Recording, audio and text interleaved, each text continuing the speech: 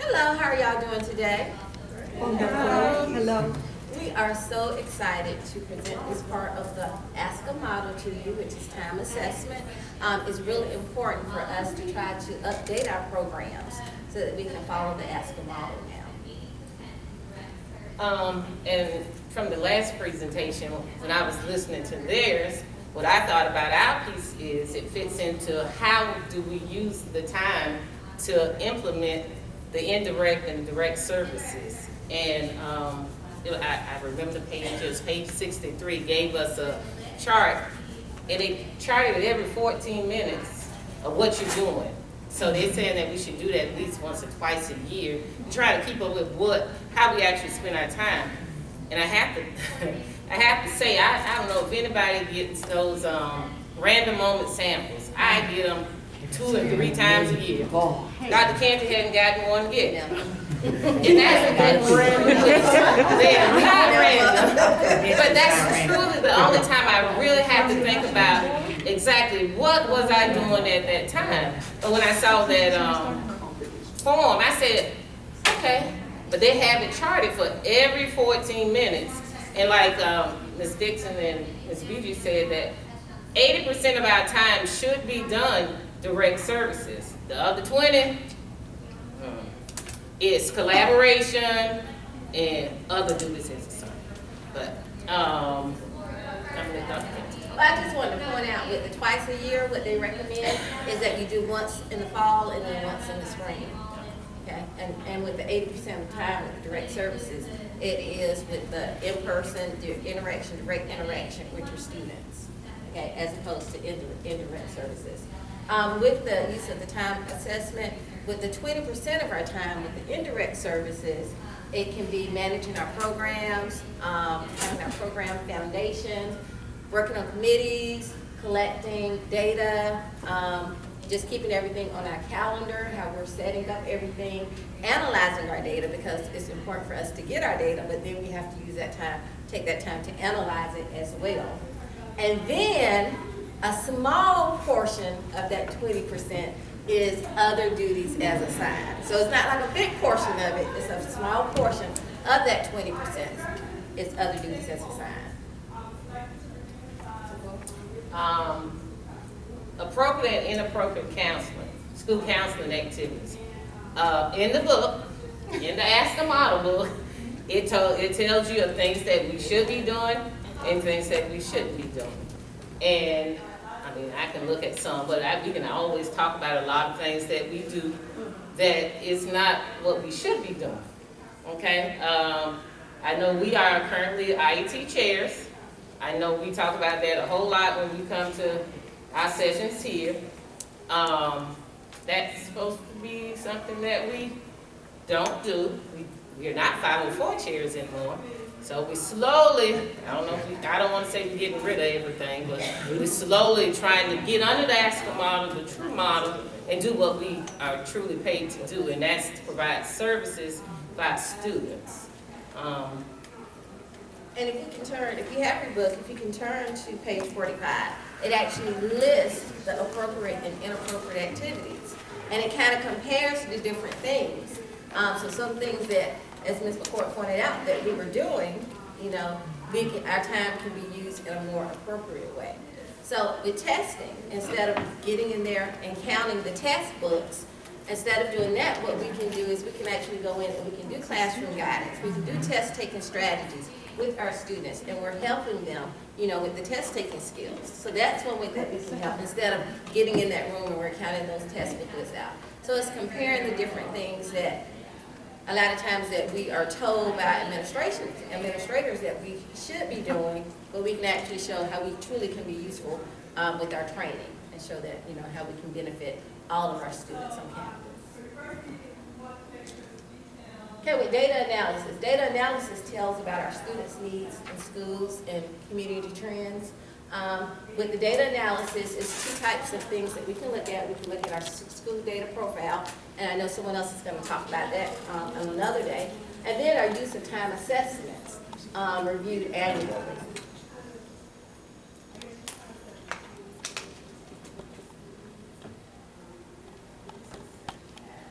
Okay, with our time assessment analysis, when we're looking at that data, one thing that we can look at are, these are some questions that we need to ask ourselves. Okay, but how close am I allocating at least 80% of that time? So we're gonna look at it and see, you know, based on that time assessment that we're using, how much has truly been dedicated to 80%? Are we only spending 60% of that time, and we're spending the 40% on other duties as assigned? So we need to go back and ask ourselves that question. Are you using your time effectively? What else can you do to go back and improve your program? So just don't get that information and just sit on it. See what you can do to improve your program. Will it lead to the accomplishment of identified goals? Because as part of our program, we're going to have some goals set that we want to achieve, that we want our students to reach, that we want, you know, to help our parents, and we're going to assist our teachers. So we have those identified goals already in place. So with the different things that we are doing with our time, are we actually reaching those goals that we set for ourselves? Once you have your time assessment, you have to analyze your data as well. So you're going to reflect. You're going to go back and say, ask those questions that I mentioned earlier. You're going to analyze it. So you're going to go back and see the appropriate times that you've spent, what you need to change. And then you're going to adjust it as needed. Because once you get that information, you're going to see how you need to adjust it. You're going to promote a discussion with administrators.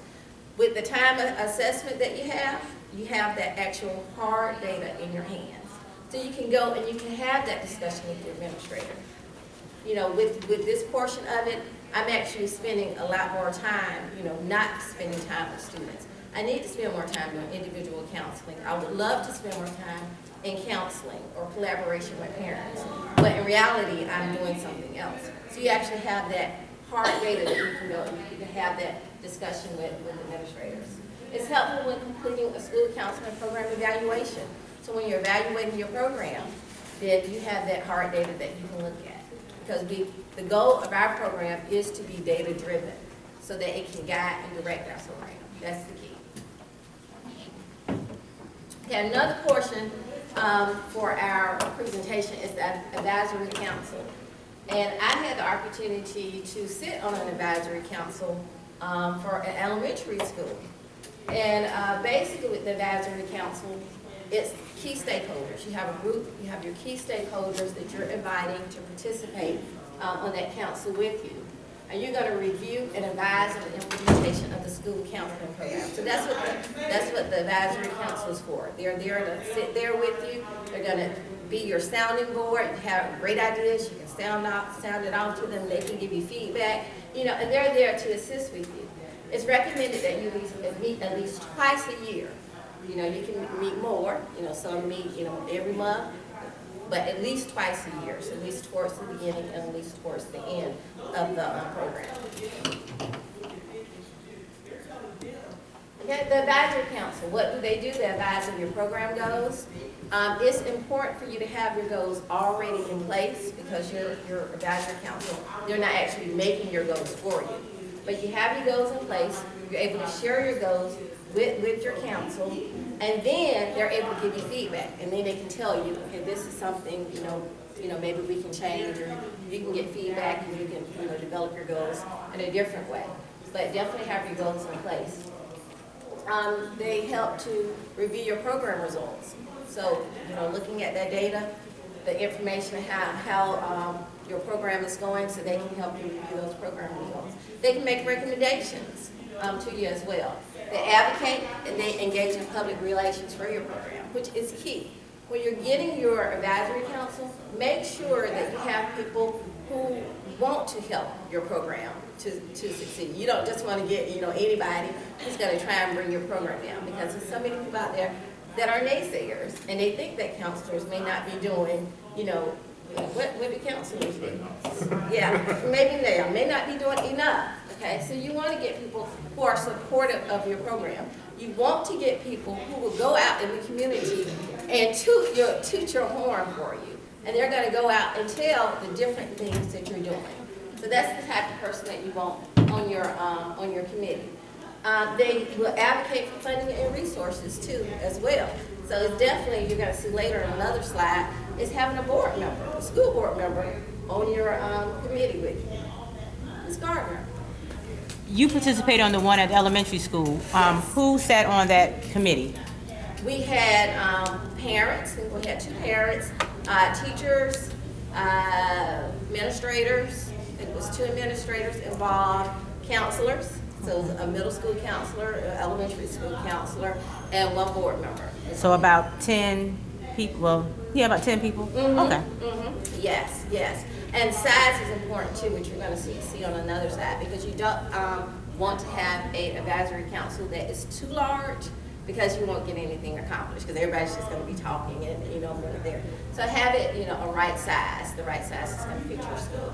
How many is the right side? Let's look at that. It's different for each school, but we're gonna look at that at another slide with another slide. But it's different for each school. Okay, the goals and objectives for your committee. Before you select it, like I said, you definitely need to make sure that you have your goals and objectives already in place. Your advisory council needs to represent your demographic in the community, as well as your student, as your school. So you're gonna have students on there, parents, teachers, school counselors, administrators, school board members, business and community members as well. So those are your key stakeholders. So all your key stakeholders need to be a part of your advisory council. When you say representative of your community, so should you try to make up your group that's sort of representative of what your school population is? Yes, yes, yes. The size, 8 to 20 members, so you want to keep it relatively, small, depending on how many teachers and parents and counselors, everybody on it. It should be 8 to 20 members. And appropriate candidates, they need to have a sincere interest. They want to help you, want your program to succeed. Okay, with your chairperson, your chairperson should have skills as a facilitator, a people person that they can actually get down and they can conduct that meeting. Oftentimes it actually may be you on that advisory council and that you're going to chair it. The terms of membership, you can determine how long you want your members to serve. They can serve from 1 to 3 years. It was recommended that if they serve more than 1 year, that they have different amounts of time that they're serving. So you actually may start it off and everybody's serving, for 3 years. And as members leave, you still have some old members on there. So you won't start off each year with a completely new advisory council. So they can kind of come back and they'll know the routine and everything.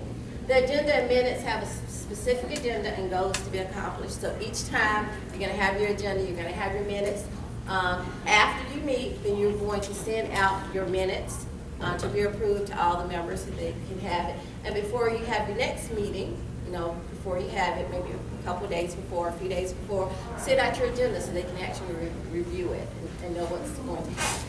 With your first meeting, you're going to discuss your purpose and your goals of everything of the year, the different things you're going to have. You're going to have a packet that they have, and in the packet you're going to have data available. So any school data that you have available, any results that you have, that's going to be included in your packet for each member. You're going to set your meeting dates and times, so that's a good time for that first meeting. You can actually have that, and they can go ahead and put it on their calendar so that they can have it. Any additional meetings, any results gained in the program, you're going to continue to meet and talk about that.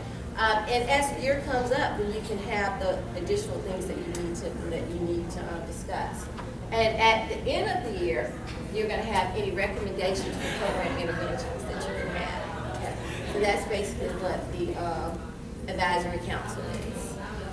Are there any questions? Ms. Gardner? Have you tried this at Blythewood Middle?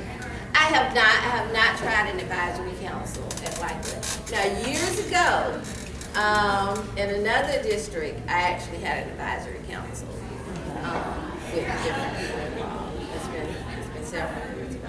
Did you serve as the chairperson? I did. Okay. I served as the chairperson. And from my experience, being on the other council at the elementary school, it worked really well with the counselor serving as the chairperson. Okay. So it worked really well that way. And you mentioned getting parents involved and teachers involved. how did you select your, like, how would you select your teachers? Would you like maybe send out an email and say, hey, we're doing this advisory council, are you interested in participating? Or how did you do I that? think that's a good way to do it, and I think as a counselor, you know your staff, and you know who will be supportive of your program. So I think that would be key too, is knowing your staff and know who's gonna support you. What about, do you include, like I would say, the student leader to the school in your advisory? Yes, the students, yeah, I think that would be, Yeah, because I think they having them invest into what's happening. yeah, and they can give them feedback too, especially at the middle school and high school, they're old enough to actually participate in it. When do you hold your meetings? Like what time of day? It was during school. Okay. Yeah, it was during school hours. Yeah. And so when I was on the other committee, I just had permission from our principal to leave school in order to participate. It's Gardner. The use of time, have you tried that at Blackwood? Allison and I actually did it 2 weeks ago now, and we haven't had a chance to sit down and go over it, but we did it because we were doing a book study. So I found that that was something that we could do to show proof of what we were doing. So we tried it. It worked. I think it worked out. We found it. For me, I found that number one, I couldn't remember to write what I was doing at that time because you're doing something, you're so involved, and you forget. But as I started doing it throughout the week, I got a chance to see exactly what I was doing and what I needed to be doing, or something else that I wanted to do. So it worked out for us. And I kind of want to talk about that combined. So kind of when you wrap up, I'm going to bring the elementary back over here because I've got some thoughts on kind of where we're heading with that and some ways I think that we're going to go ahead and make it work. So. And as I was, you could tell that's what I was kind of in charge of. I'll explain it to But you later. I was thinking about what Dr. Morgan has been telling us since we started, how important it's going to be that we have to be able to document what we do and have that data so we can take it to the administrator and say, hey, this is what we're doing. And I mean, seeing that every 14 minutes, now, you know, however you like to chart it, but just trying to keep up with something that you do. Like I say, I don't think about it until I have to do that random moment sampling. Then I'm like, what was I doing? Because I'm always late doing it. But I never really thought about it like this. In another district, we used to have to do calendars and give them to the principal every month. So, I mean, I was kind of glad. Yeah, so, but it does, it makes you think about what it is you do with every day. All right.